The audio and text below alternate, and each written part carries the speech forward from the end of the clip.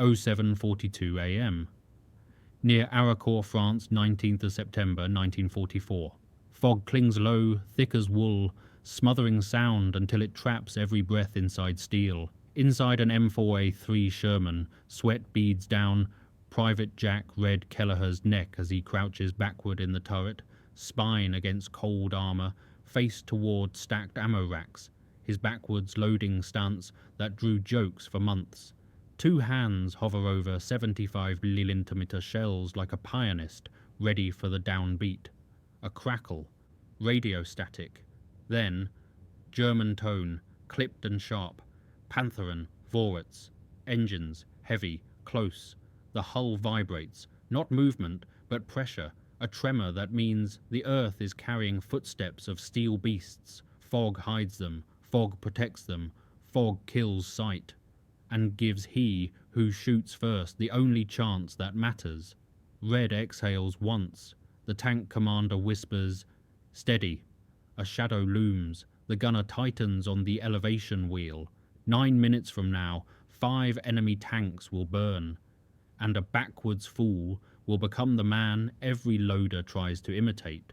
But for now, only heartbeat, breath, and fate waiting in the gun smoke. Cold dew slides down the Sherman's glacis plate, dripping in tiny rivulets on the morning of 19th of September 1944. Boots clank on wet steel as crewmen climb aboard near Arracourt, France. The fog blankets the Lorraine countryside so thick the sun looks like a lantern behind canvas. Red slides into the turret, twisting himself backwards into his station, back to the gun breech, face toward ammo racks lining the hull. He hears Sergeant Tom Doyle, tank commander, mutter down the hatch, "Visibility 0. Just how Jerry loves it." Red wipes grease from a shell's brass casing. The stenciled marking reads M61 APC, 70 Valley-Pint armor piercing, capped with explosive filler, the one they trust most against German armor. The gunner, Corporal Mason Mace Hall, taps the turret traverse wheel rhythmically, nerves disguised as routine. Below, the driver checks his periscopes, breathing fog on steel. From Division HQ, a radio message crackles through. 4th Armored Division net. Enemy armor probing through fog. Panthers reported south of Arracourt. They are ordered to hold ground until infantry catches up, but tanks rarely wait for rescue in the fluid battle lines of autumn 1944. Red adjusts straps cutting into his shoulder. He decided months ago loading backwards was faster. Shells within arm's reach. No turning, no wasted motion. Most loaders kneel facing the breech, body twisted during the loading cycle. He looks like he's sitting in the wrong direction. They laughed. They called him Reverse Red. But when steel meets steel, only seconds matter. Machine oil, cold metal, and distant engines bleed into the fog. Red steadies his breath. Routine before storm. Somewhere ahead, a German tank commander wipes his own periscope, and the morning prepares to tear open. A week earlier, east of Nancy, France, an American bivouac sprawls across farmland. Dirt, sweat, tank engines idling while crews tend to maintenance like battlefield surgeons. Inside a half-dug firing range, Red sits backwards in a training turret, feeding dummy shells into the breach with fluid speed. "Jesus, Red, you look like the tank spun you around," Mace jokes, elbowing him. Another loader, Private Sims, smirks. Careful he don't start loading sandwiches backward too. Red ignores it, works faster. One shell, twist, slide, close. Every motion a rebellion against wasted time. Sergeant Doyle watches, arms crossed. Doesn't laugh, doesn't smile, just notes the rhythm, precision under pressure. Later, alone, Red writes a line in his pocket notebook. Fast matters. Accuracy matters. Laughing doesn't. That night in the motor pool, a crew chief reveals intel. Germans fielding Panthers in greater numbers now. Long-barrel 75mm guns, high-velocity killers. Shermans can flank. But head-on encounters rarely favour American armour. The Panthers' frontal armour measures 80 mm sloped at 55 degrees, effectively 140 mm of protection. The Sherman's 75-calibre gun struggles against it beyond 500 yards. "You boys see a Panther. Pray it sees somebody else first," the crew chief says, cigarette glowing in darkness. Engines rumble into darkness. The jokes echo in Red's skull. He knows one thing. If the enemy comes head-on, he will not lose seconds turning around. Quiet conviction in shadows, the kind men mistake for oddity. Records from the 37th Tank Battalion show crews drilled constantly on loading speed. The standard cycle time for a trained loader was 12 to 15 seconds. Red's backwards method, unorthodox, untaught, cut that to 9. The column creeps through farmland on 19th of September, fields trampled by weeks of movement, houses abandoned, windows staring hollow like war-struck ghosts. Infantry rides tank decks, 101st Infantry Regiment elements clinging to handles, rifles ready, boots muddy. "Wish that sun would wake up," the driver mutters. Fog presses heavy, muting sound until sudden noises jump harder. A distant artillery rumble, a burst of MG-42, clipped, vicious, then silence again. They halt near a ridge. The battalion net crackles with Colonel Creighton Abrams' calm command voice. 37th Tank Battalion DCO. "Panther attack expected. Keep eyes open. Fight from position." Gunner Mace whispers to Red. 5 miles deep in France, and Jerry still hits like it's day one. Red doesn't answer. He feels the tension like a live wire. Doyle scans fog through binoculars.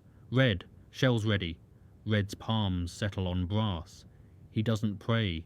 He prepares. A low rumble approaches, like thunder rolling below the earth. German armour moving blind through the same shroud. Intelligence reports later confirmed that Panzer Brigade 111 and elements of the 113th Panzer Brigade launched coordinated attacks through the Arracourt sector beginning at dawn. The fog provided ideal concealment for German doctrine. Close rapidly, fire first, withdraw before American artillery could respond. The sound grows. Unavoidable. Steel hunting steel across invisible fields, where visibility drops to 100 yards in some sectors. Tank commanders on both sides peer through periscopes, seeing only grey wool and the occasional shadow that might be death approaching. Red checks his racks methodically. 8 armour-piercing rounds in the upper rack, 6 high-explosive below, 4 white phosphorus for smoke if they need to withdraw. The brass casings are cold to touch. Soon they will be hot. 08:03 a.m. Visibility barely 200 yards. Radio snaps. Panthers sighted west. 3, maybe 4. Moving fast. Every breath stops. Red feels his ribcage tighten. He grips a shell, weight of survival compressed into machined steel. Doyle calls it, "Gunner, traverse left 10, loader ready." He then, AP on my mark. Fog parts just enough. A silhouette, tall, boxy turret, long gun jutting forward. Panther. The Germans called it the Panzerkampfwagen 5, armed with a 7.5 Citizen KWK 42 L70 gun capable of penetrating Sherman armour at 2,000 yards. Before US forces in Lorraine could see them properly, the Germans often appeared like ghosts, and their guns spoke first. After action reports later noted, enemy armour used morning fog for concealment and rapid manoeuvre. Mace aligns crosshairs. Range? Barely 400. Fire on flash. Gun roars.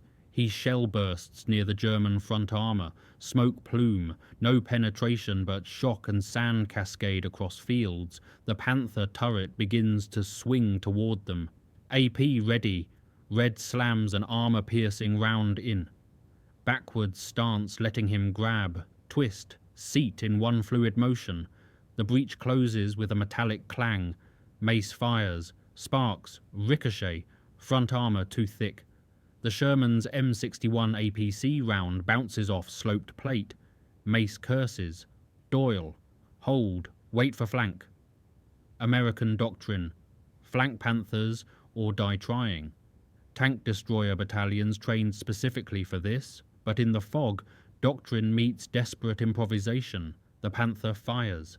Their Sherman rocks. Dirt erupts nearby, clods raining on hull. Lucky miss by meters. Red breathes iron and fear. This dance will not last forever. German gunners are well trained. The next shot will adjust. The Sherman edges around haystacks, trading invisibility for angle. Red loads, loads, loads. 3 rounds in less than 20 seconds. He barely hears the jokes now. All that matters is speed and survival. Mace fires again. This time, side armor catches flame. Panther stalls, black smoke pouring from engine deck. Infantry cheers briefly, then duck as MG tracer streaks past from supporting German positions. German radio chatter faint in air, phrases reconstructed from captured Wehrmacht transcripts. Links, Army Panzer, Feuer, left flank, American tank, fire. Another Panther emerges from fog, then another. 3 total now visible. Doyle swallows. Driver, hold this ridge. We stay hull down. Driver obeys, but only turret exposed above the ridgeline. Textbook defensive stance taught at Fort Knox. Use terrain as armor when armor isn't enough. Panther shells scream overhead, ripping hedgerow behind them. Their tank shudders under concussion, earth raining down the open hatch. Red feels each blast in his bones. Hands stay steady, because if they shake, they die. He loads again. Mace fires, hit, track blown. Panther limps, turret grinding as it tries to traverse. 1 threat wounded, 2 alive. Fog shifting like curtains of fate. Red's arms burn. Each 75mm round weighs 14.5 pounds. In 9 minutes of sustained combat, he will load 18 shells. Over 260 pounds of ammunition moved in precise, violent rhythm. The Sherman's turret basket is cramped, 30 inches from breech to loader's position. Red's backward stance uses every inch efficiently. No wasted motion, no hesitation. The gun recoils. He's already reaching. The breech opens. Shell slides home. Breech closes. Fire. Again. And every second the loader's arms burn hotter. Sweat stings his eyes. But the rhythm holds. Artillery thumps behind them. Friendly 105mm howitzer rounds, sweeping lanes deeper in German territory. Radio bursts again. C Company engaged. Panthers pushing toward main road. Red wipes sweat from brow with filthy sleeve. His backwards position keeps ammo at chest height, movement tight, efficient. Mace glances back between shots. Nice to have a freak in the turret today, Red. It's half joke, half reverence. The mockery has evaporated like morning fog under fire. A ricochet clanks off turret exterior, sickening, teeth-rattling sound of steel, hit but not pierced. Too close. The round screams away into farmland. Inches lower, and it would have penetrated. Doyle issues sharp. Next Panther. Fire lower glacis if possible. Red slams shell home. Mace fires. Direct hit. Sparks shower. Then black smoke pours from the Panther's lower front plate. Ammunition fire. The turret hatch blows open. 2, Doyle yells. Red's pulse hammers. Fog is clearing in patches. Glimpses of burning metal hulks like monuments to frantic decisions. An infantry sergeant bangs on the hull. More armor coming. Big ones. Another silhouette, then another. Panthers committed heavily this day historically. Nearly 40 engaged 4th Armoured Division over multiple hours across the Arracourt sector. This crew is alone on their stretch of ridge with 3 more enemies approaching. Time slows. Momentum turns brittle as glass. But Red's rhythm holds. Muscle memory carved by repetition now operates beyond conscious thought. Reach, grip, load, close. the mantra of survival. Doyle's voice cuts through. He first, blind them, then AP. Red switches racks without looking. High explosive for shock, armor piercing for kill. The dance continues, the fog thins, and death presses closer with each engine rumble. 31 a.m. Sherman engine growls under strain. Turret sweeps. Metal whining. Servos struggling against fear-trembling hands. Panther number 3 fires. Shell slashes through a tree trunk feet away. Wood explodes across the hull. Splinters sting Red's cheek, drawing blood. He doesn't flinch. Can't afford to. Driver curses. Doyle. Hold. Heat if we get close. Keep feeding him. Red reaches lower rack. Cold steel bites fingers.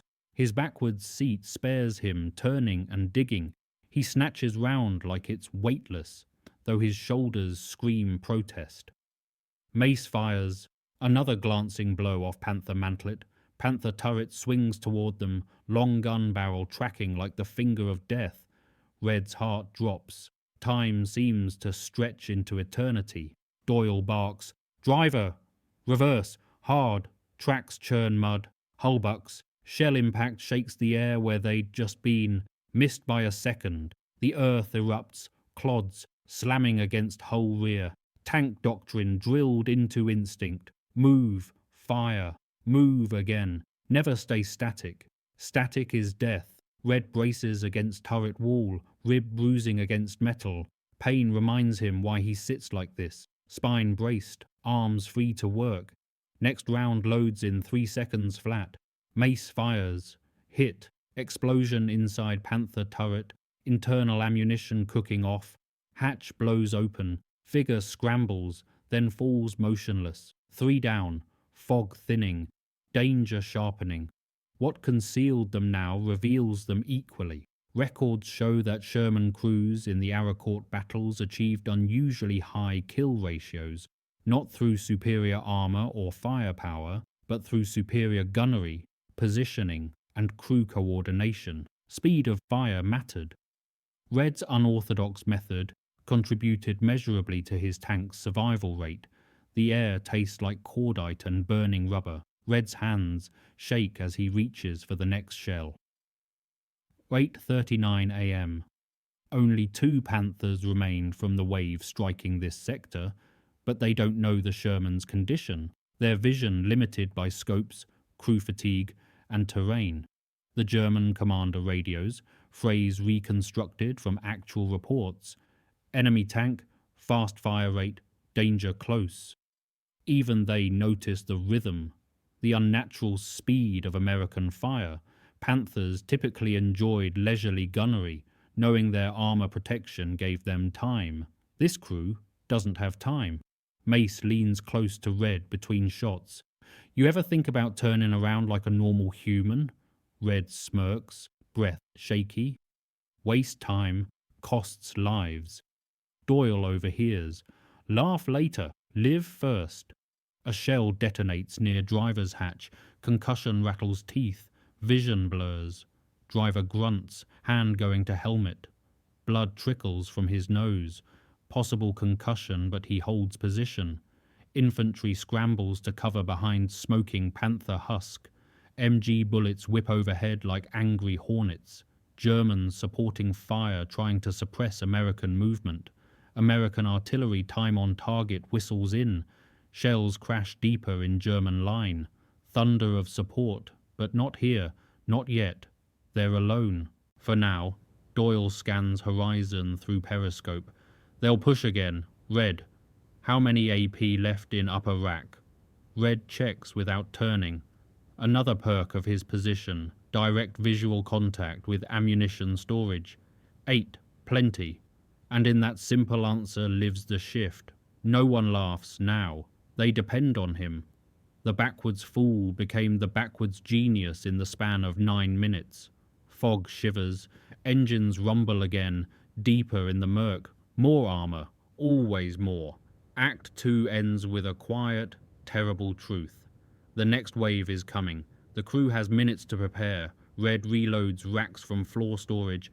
Arms numb, fingers bleeding where brass edges cut skin. He works through pain, because pain means alive. 8:41 a.m. Silence, then thunder. 2 fresh Panthers advance through dissipating fog, cautious, hunting, learning from the wrecks burning in the field. Doyle whispers, "This is the fight." Mace, sighting through periscope. Red crouched, muscles tense, hands hovering like coiled springs. Loader's heartbeat louder than engine rumble. Panther muzzle flash.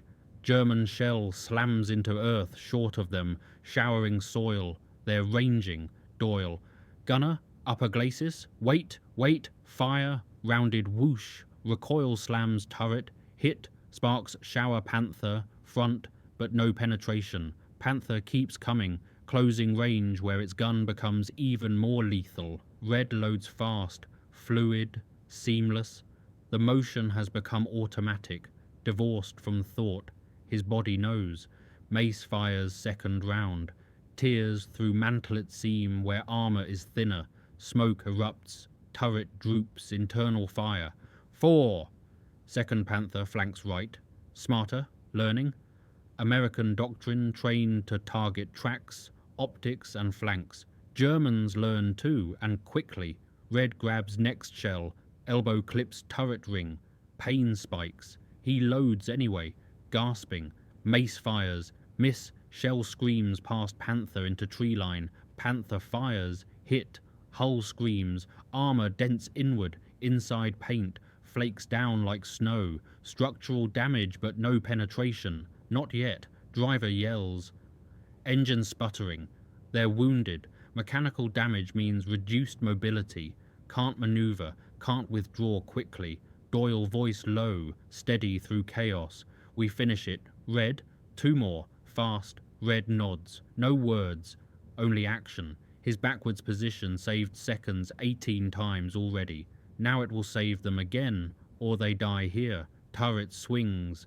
Mace fires point blank range. Under 300 yards. Panther erupts. Turret hatch blasts skyward. Crew compartment consumed by internal explosion. 5 enemy tanks in 9 minutes. The statistic will appear in after-action reports as almost impossible given Sherman limitations.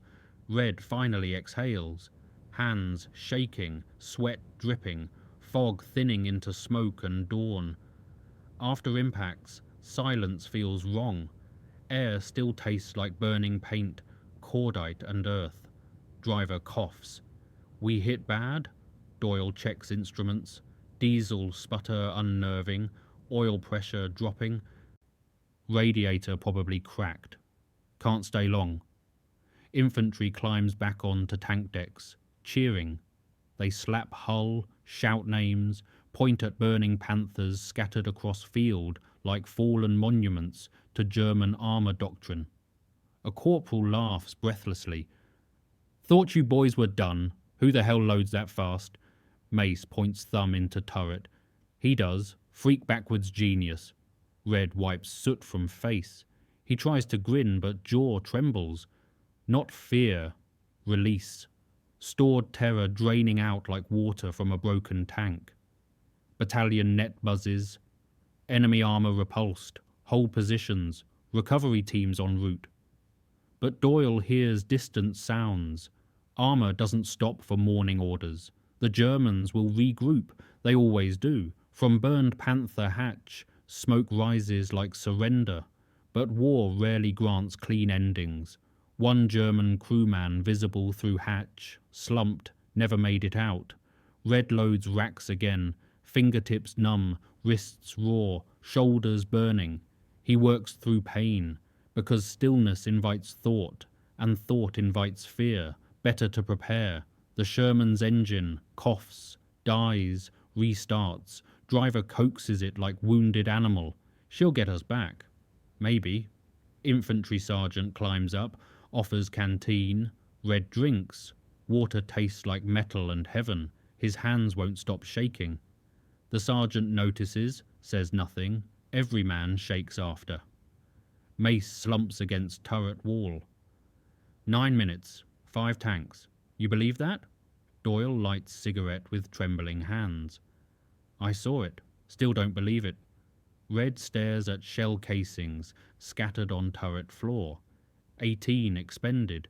18 chances death. Missed them. He thinks about the German loader in that first Panther. Did he sit backwards too? Did he have a nickname? Did he... Mount up, Doyle orders. We're moving. The machine must move. Always moving. War doesn't wait for reflection. 09:12 a.m. Fog nearly gone. The battlefield visible now. Black scars across golden fields. Husks of panthers steaming in cool air. But war has rhythm. Counterpunch always arrives. German half-tracks appear at distance. Infantry deploying. American tankers know real danger. Panzerfaust teams in hedgerows. Doyle orders. Back to secondary ridge. Engineer boys will want these trophies. Red remembers training talk. A knocked-out Panther is intel, hope, and propaganda all at once.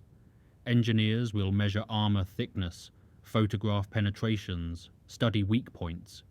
Intelligence that saves lives, tomorrow.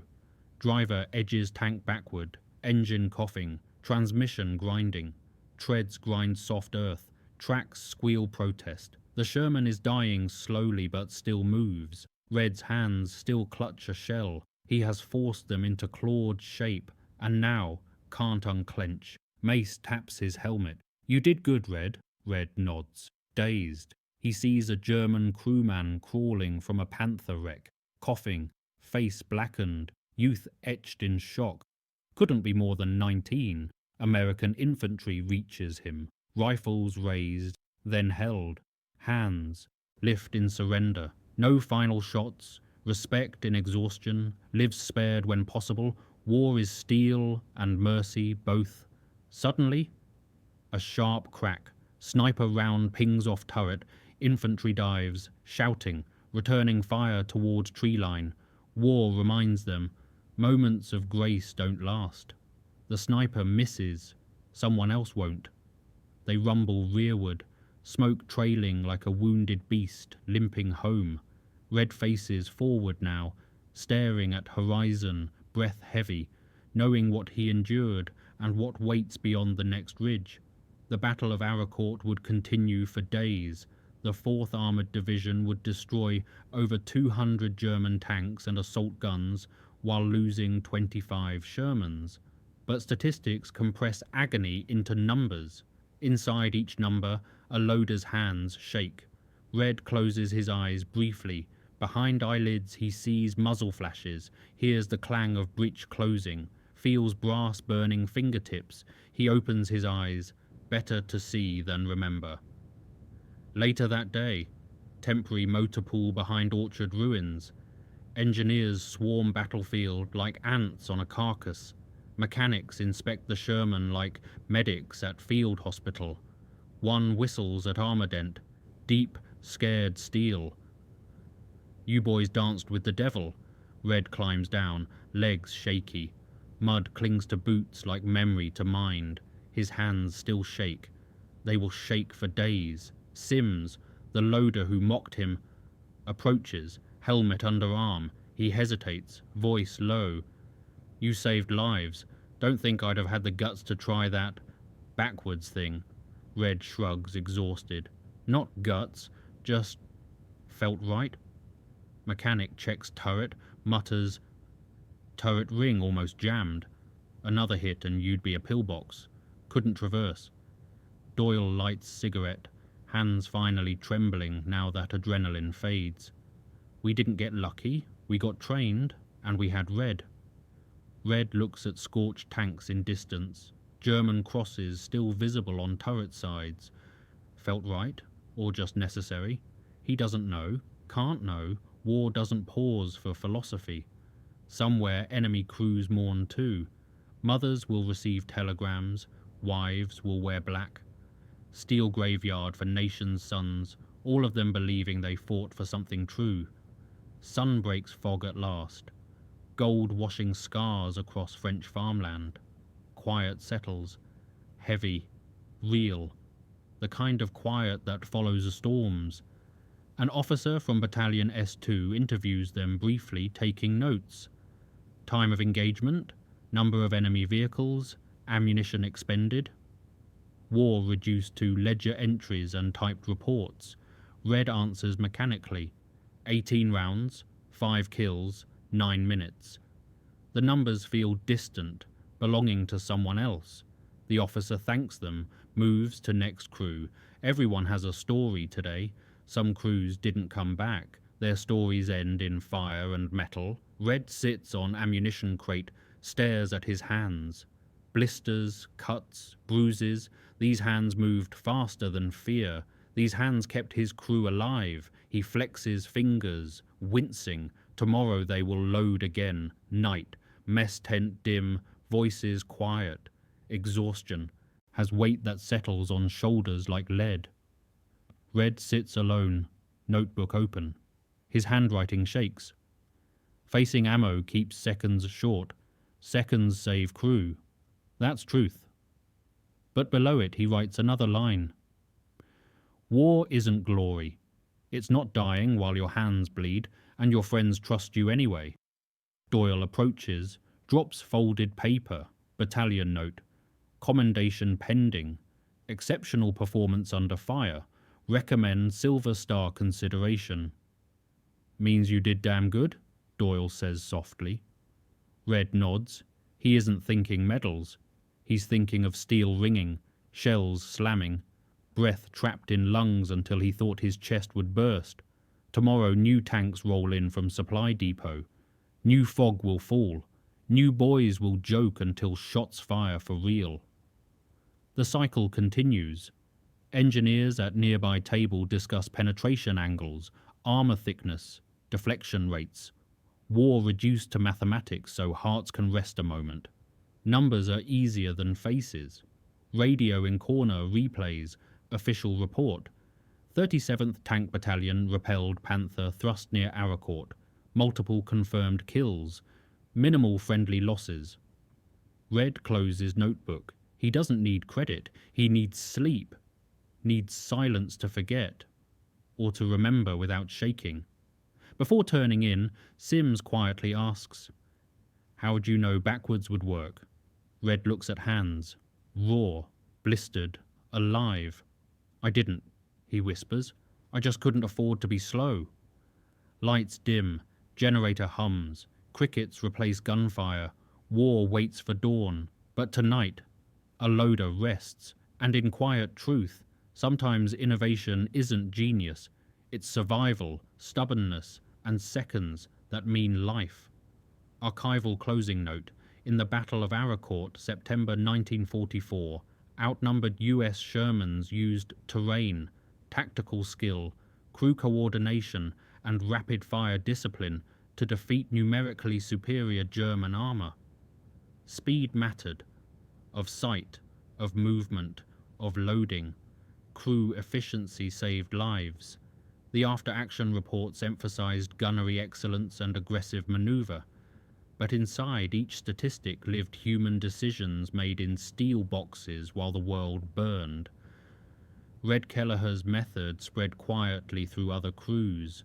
No formal doctrine change, just whispered advice. Face the ammo, save the seconds. Some innovations enter history through back doors.